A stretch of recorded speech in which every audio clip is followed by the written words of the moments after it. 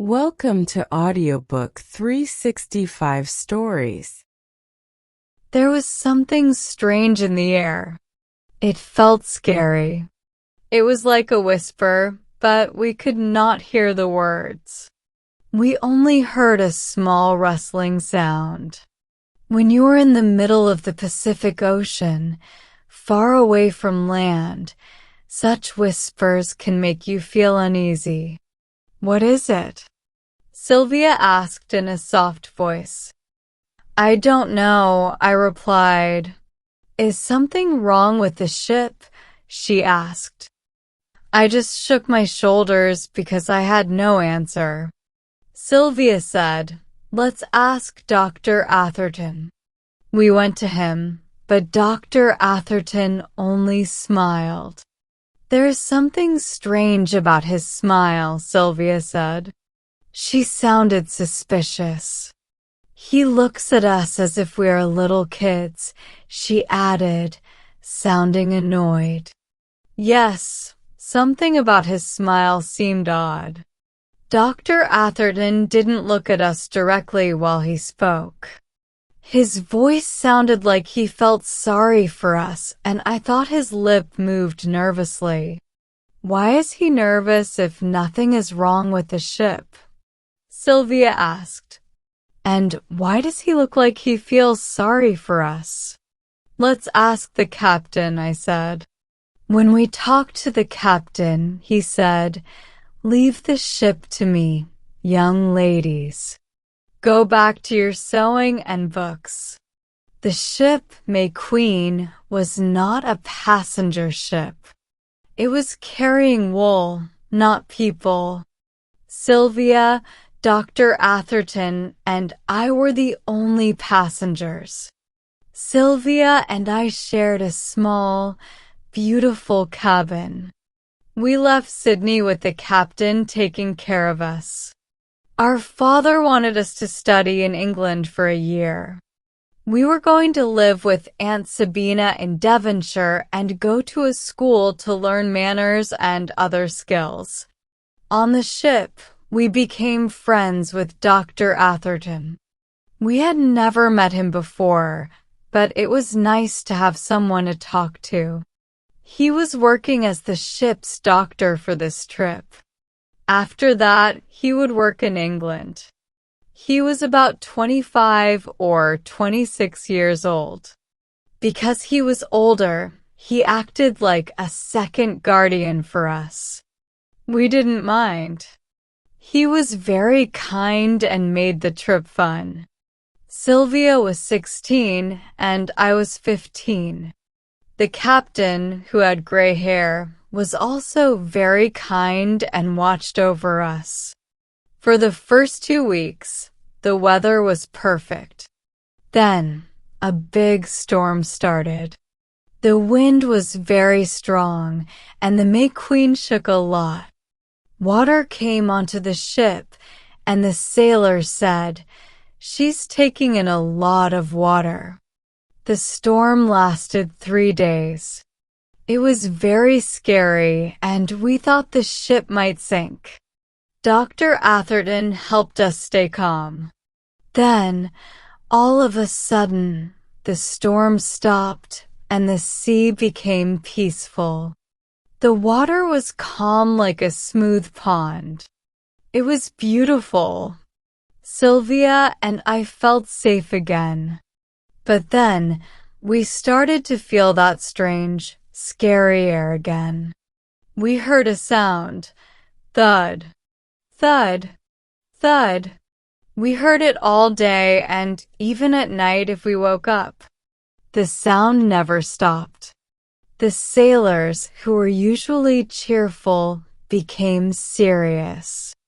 They did not talk to us much. Some looked worried, others looked angry, but they all seemed busy. They kept working at the bottom of the ship.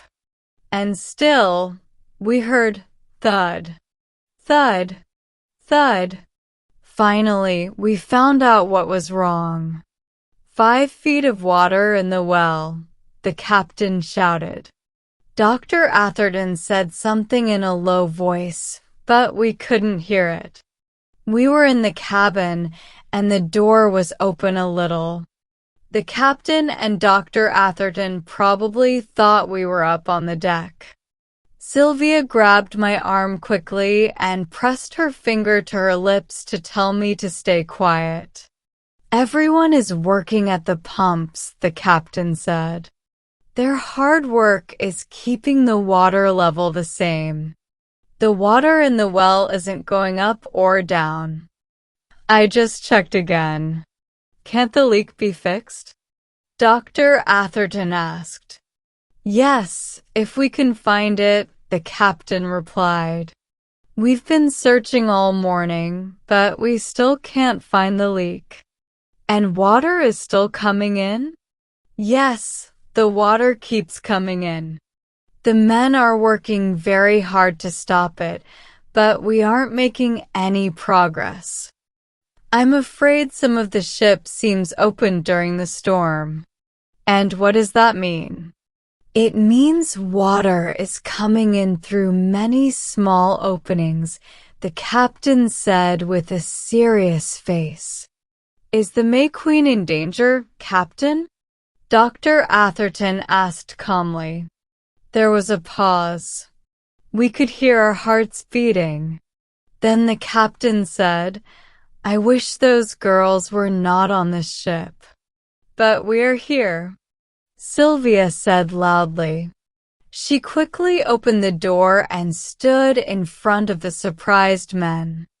"We are here, Captain Maitland, and since we're here, please don't keep us in the dark." "My goodness," said Dr. Atherton in shock. The captain looked very serious and said, "Young lady, you were listening without permission. That's something I do not allow." "Oh, Captain Maitland, is the ship in danger?" I asked quickly. The captain didn't answer me. He just looked very annoyed. Sylvia walked up to him and gently put her hand on his arm. "We couldn't help hearing," she said.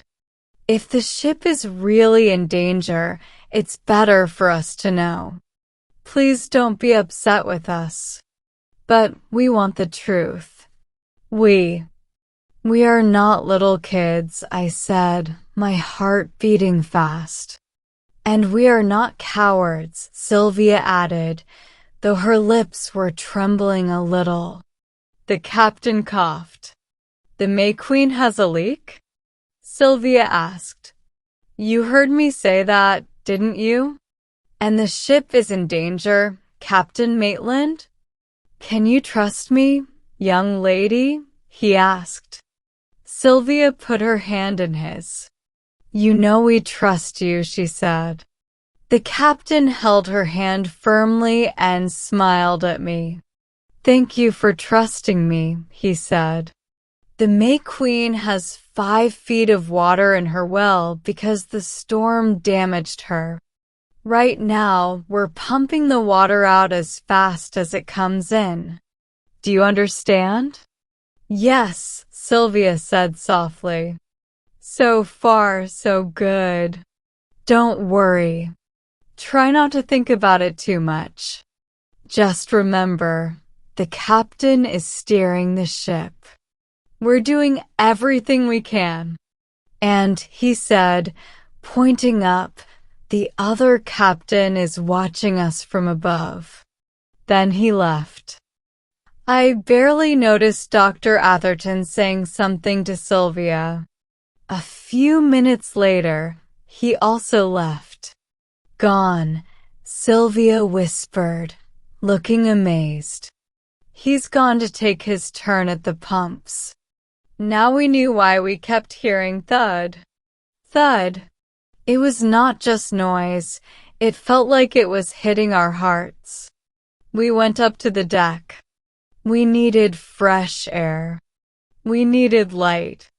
It was so scary to think of sinking, going down, and drowning below in the cabin. Up on the deck, we could see the sky and pray to the captain above. The sea was calm. After the terrible storm, it didn't seem like we could be in danger anymore. The blue water looked like a mirror of the blue sky. When the sun was setting, the pink light from the sky made the sea look even more beautiful. It doesn't feel so scary now, I whispered to Sylvia. Not like during the storm. No, she said, but her lips were pale. There isn't even a ripple on the water, I said. If they keep pumping the water out, we'll make it to land. Yes, Sylvia said quietly, holding my hand tighter. After a moment, she asked, "Are we very far from land?" "I think Mr. Wheeler said we're 900 miles away." Sylvia shivered. Mr. Wheeler was the first mate. I looked out at the endless water. It was so calm, but it stretched forever. I shivered too. Down below, the sailors worked very hard. They pumped the water out in turns. We saw one group come up. They were sweating a lot. We knew they were working for their lives. Sometimes a sailor passing by would say, "Stay strong, little ladies," and smile at us. Their smiles made us feel a little better. We heard one sailor say they were pumping 100 tons of water out of the ship every hour. That sounded scary. Later, a soft wind started blowing. "It's from the southwest," someone said. We heard the captain give an order to put up all the sails. Sailors who were not at the pump started raising the sails. Soon, the big sails were catching the wind, and the May Queen moved faster. After a while, Dr. Atherton came to us. He told us to go back to the saloon and gave us each a glass of wine to drink. Then Mr. Wheeler joined us and we sat down to eat supper. We tried to act like it was a normal evening, but the captain didn't join us. He had his food brought to him instead. We learned the captain had changed the ship's direction. He was sailing straight for the nearest land. This made us feel a little better. "We've gained on the leak," Mr. Wheeler said. 3 inches. "Only 3 inches," we said. 3 inches is a big victory, Mr. Wheeler replied. "I think things are getting better now." "Thank God," Dr. Atherton whispered. That night, we lay down in our small beds. We were comforted. I think Dr. Atherton might have given us something to help us sleep when he gave us the wine. He had said it would calm our nerves. When I woke up, the first sound I heard was thud. Thud. Thud. The fear from the day before rushed back into my mind. "Sarah, are you awake?" Sylvia asked. "Yes, Sylvia," I replied. "Did you sleep?" "Like a top," I said. "So did I," Sylvia said. We had slept well, but while we slept, the sailors worked all night. All night long, the May Queen kept moving like a haunted ship. "Mr. Wheeler, has the water gone down in the well?" Sylvia asked. "Good morning, Miss Redding," he answered with a smile. The first mate, Mr. Wheeler, had a pale face. Sweat rolled down his cheeks as he wiped it with a wet handkerchief. Just then, Dr. Atherton came. "Good morning, young ladies," he said. He didn't look like the neat doctor we knew.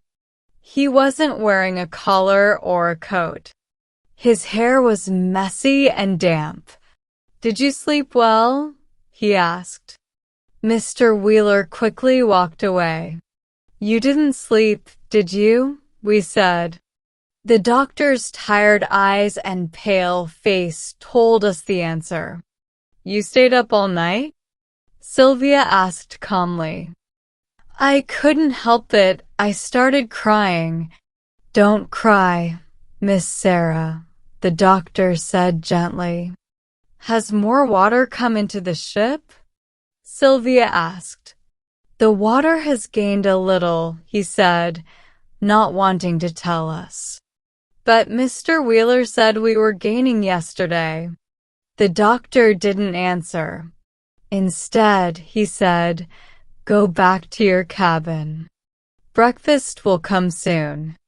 We are not fit to eat with ladies this morning. Please let us stay on deck, I begged. No, the captain said you must go to the cabin, he replied. Don't cry, Miss Sarah. It will make the captain worry. His biggest worry is you being on the ship. You wouldn't make it worse for him, would you? He looked at Sylvia. Miss Sylvia, help your sister. After breakfast, maybe you can go on deck. We went back to the cabin. Sylvia didn't cry, but her face was very white and her hands were cold. Don't cry, Sarah, she said. Crying won't help. Breakfast came, but we could hardly eat. We sent most of it away, not caring about the food. Later, we regretted it. After breakfast, we were allowed to go on deck. The sun was shining brightly, mocking us. The sea was so calm, so blue, so endless. It looked peaceful, but there was no land in sight, just sea and sky everywhere. Mr. Wheeler, are we closer to land?